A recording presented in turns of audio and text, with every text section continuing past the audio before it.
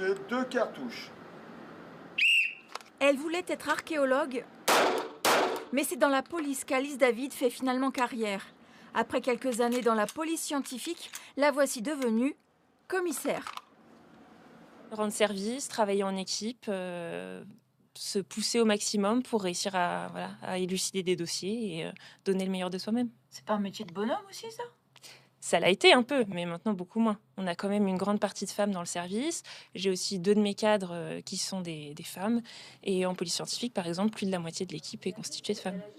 À 36 ans, Alice David commande 105 personnes. Cybercriminalité, stup, vol, homicide, elle chapeaute toutes les enquêtes qui dépendent du commissariat de Poitiers. J'avais envie d'être plus en lien avec les partenaires, avec le parquet notamment, de pouvoir aussi diriger, organiser le service à ma manière. Et c'est ce que j'ai pu retrouver sur ce poste de commissaire. Et pour vous, du coup, je voulais vous demander pour le monsieur qui a été vu hier avec un fusil, potentiellement, la perquise a été faite ou pas?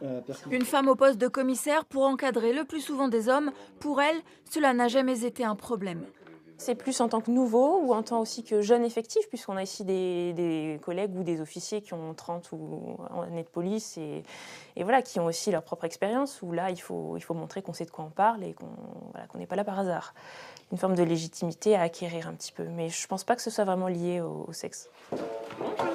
À Poitiers, les femmes représentent un tiers des effectifs.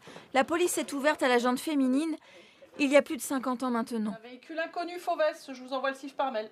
Elles apportent aussi une certaine technicité, comme tous les hommes. Je ne fais pas de différence entre un policier et une policière. Mais effectivement, elles sont connues pour être particulièrement rigoureuses. Elles ont aussi de l'empathie pour les victimes, ce qui est très important pour nous.